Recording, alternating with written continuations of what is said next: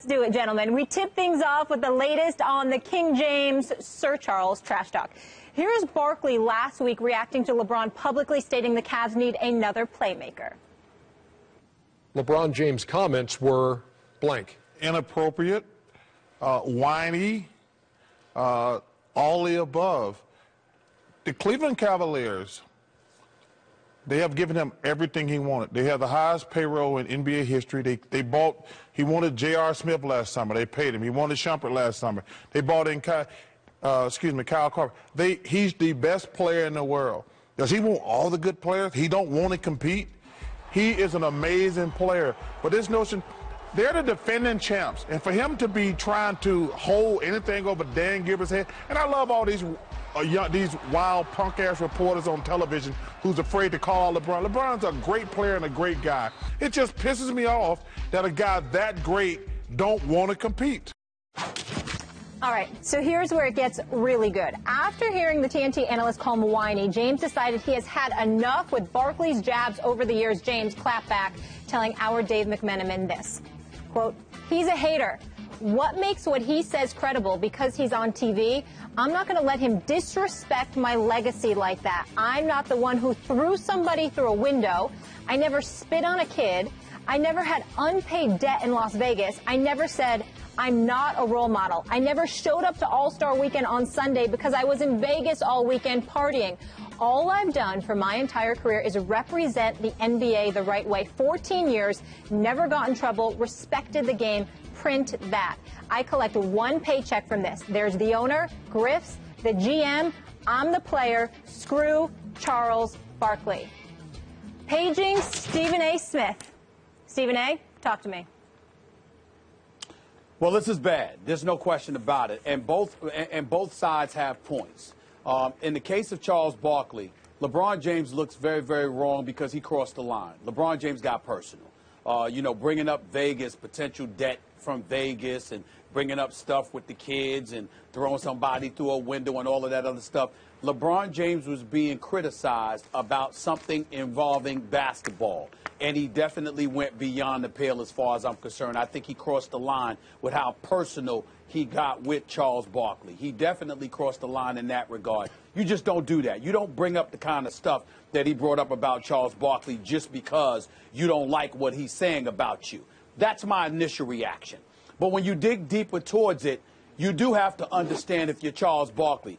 When you call somebody whiny, when in the past you basically called them a punk, when you question their competitive fervor and what have you, all bets are off in that regard as well, because those people are going to interpret it as you taking personal shots at them, which is why LeBron James brought up the word legacy. And then when you think about what he closed with, Max Kellerman, when he says he's the owner, I'm the player, screw Charles Barkley, he was talking about, quotes about Tristan Thompson, J.R. Smith, and others in terms of what Barkley was alluding to. Cleveland has given him everything that he's wanted, et cetera, and how LeBron wanted this or LeBron wanted that, when in fact, Rich Paul, who represents a J.R. Smith, who represents a Tristan Thompson, who's had to fight for those contracts to get those dudes their money, they're looking at it from the standpoint that if LeBron got everything he wanted, he would not have had to complain the way that he's complained periodically over the last 2.5 years that he's basically been back in Cleveland.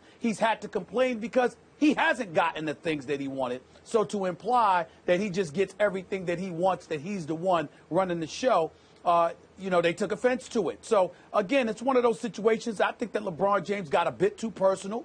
I think it was a bit excessive. I think he was wrong for doing that. But at the same time, if a cat's going to come at you and question your character in that fashion, you do have a right to stand up and defend yourself by any means necessary. I don't really think that there's a wrong party here, but I do think that it's going a bit too far, particularly with some of the personal stuff that LeBron James brought up, because there were certainly things on the basketball court that LeBron James could easily attack about Barkley, because Barkley doesn't have the basketball resume that LeBron has. LeBron did not have to go to that point. Now all bets are off, because we don't know what the hell Barkley is going to say, and Barkley obviously could say a lot, particularly if he gets personal. LeBron may not know what Barkley knows about him. Very dangerous game. my reaction is LeBron left Charles Barkley in flames. I mean, he left them in flames. And there's some kind of joy that people get or glee that people take in the critic getting criticized in a way that just leaves them in flames. And so my initial reaction is like, oh, snap, you see what LeBron said about Barkley? Oh, he got him, he got him, he got him, he got him. Here's the difference.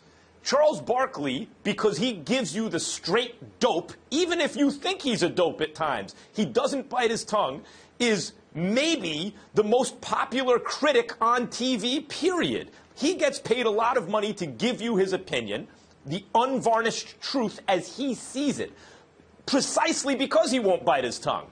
Now, LeBron doesn't get paid to do that. Doesn't mean he can't offer his opinion on Charles Barkley or anything he chooses. And he makes valid points, in fact. But LeBron here is making ad hominem attacks, meaning he's attacking Charles Barkley personally because he doesn't like what Charles Barkley is saying. There's an expression, don't murder the messenger. He is murdering the messenger. I don't know. And people, Shaq even does this with Barkley on the air sometimes. Shaq was a greater player than Barkley, more championships, etc. And sometimes Shaq, in the argument, whether Shaq is winning or losing, and those guys are amazing on TV together, it's an incredible show, but Shaq will sometimes just pull that trump card. He'll pull that card out and say, how many champions, basically, I've won championships, I'm a greater player, you should stop talking. Stephen A., you and me didn't win any championships in the NBA, but we criticize these guys. I mean, the job of a critic in the media is to tell you what they see, is to look with a critical eye and tell you what they see. And their own background may be pointed out by the targets of their criticism at times to kind of undercut their credibility, but that doesn't change what they're saying. I would have been more convinced by LeBron's arguments if he would have gone at what the content of what Barkley said instead of impugning Barkley's character. Well, you got to remember something. First of all, understand something. LeBron James is not going to come at people like us because we truly do have a job to do. And, in my case, I've been a journalist for over 24 years. And so, it's a different ball game. But it's almost, and you'll appreciate what I'm about to say, Max, it almost harkens back to what Mike Tyson said years ago when he was talking to our very own Jeremy Schaap. He said, he was actually talking about black people in this regard. He said, I can understand you coming at me. He said, but somebody that shares my culture and my experiences, they should know better. Well, it's the same principle when you have a LeBron talking about Barkley. LeBron may not say that about a member of the media. He never has. But when you look at Barkley, he's like, wait a minute, you're a player. You played in this game. You tried to achieve what I have achieved. You wanted championships. I've gotten 3 of them. You went to 1 NBA Finals. I've been to 7 of them. I've got 4 league MVP honors. You have 1. Your resume doesn't compare to mine while you took up this challenge. Who the hell are you to say anything?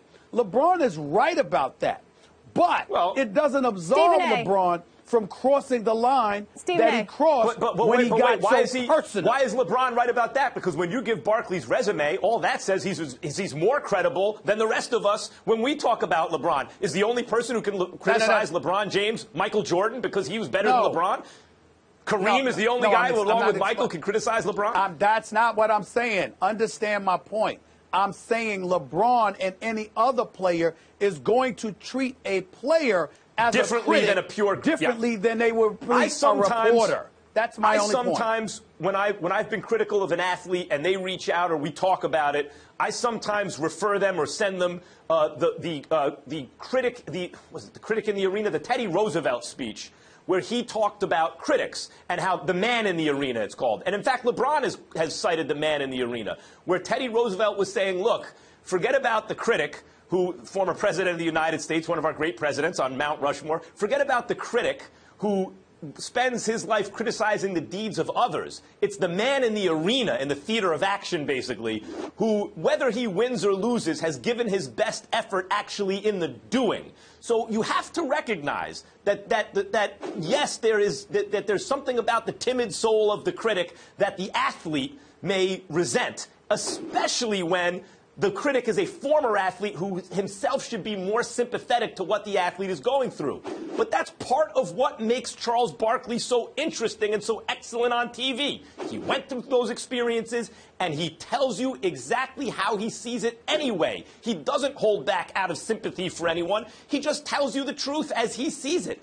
That's what makes him a valuable critic on TV and entertaining. Stephen, you're going to hear stuff you don't like if you're an athlete he's talking about sometimes. But before we move on, I have a quick question for you. Does any part of you feel that LeBron now made it personal, that this could actually quiet Charles Barkley because he doesn't want it to continue to get more personal and get uglier? Not at all. Okay. Barkley is not going to be quiet. Barkley is going to have something to say. Barkley is not going to back down because at his core, Barkley believes he's right from the standpoint that all I'm talking about is basketball. I've said LeBron James is a great player. I said he's a champion. I said he's a great guy. But I criticized him about this basketball matter. And the thing about it is LeBron has every right to respond. But when you bring up Vegas, when you bring up the spitting incident, when you bring up throwing somebody through a glass window, when you bring up representing the NBA in such a way, that's where it gets a bit dangerous because Barkley may elect not to go but so far. Remember, they're both Nike guys. Lynn Murray, I mean, this guy is connected with Nike. Both of them love him dearly and what have you. For all we know, Barkley, Barkley's just doing Barkley, and that's it. But because LeBron was so acerbic and got personal, it is now at the discretion of Charles Barkley to respond and reciprocate in any fashion that he likes. And that is where it could potentially get dicey. And I hope it doesn't go to that point. By the way, I don't think we can quite just say that all Barkley was doing was talking about basketball. Because one of the things that makes sports interesting, particularly on the level at which LeBron James plays, is there's something about it that makes us believe, I think for good reason, that it illuminates character. That in the moment of truth, what is this guy about? What is this athlete about? And when Barkley talks about being whiny or not being competitive, there's no way for LeBron not to take that in some way as I'm laying it all out there in front of everybody, kind of bearing my soul in the theater of competition. And when you discuss things like competitive spirit or me being whiny, how can I not take that personally? Because it speaks to my character. And I would say that's the cost of doing business. That's kind of a hazard of the occupation on LeBron James's level, is that people will, for good reason, take the outcome of the events. That includes what team you choose to play for and how you play in crunch time and all those things as revealing somehow your character. You're going to take that personally sometimes.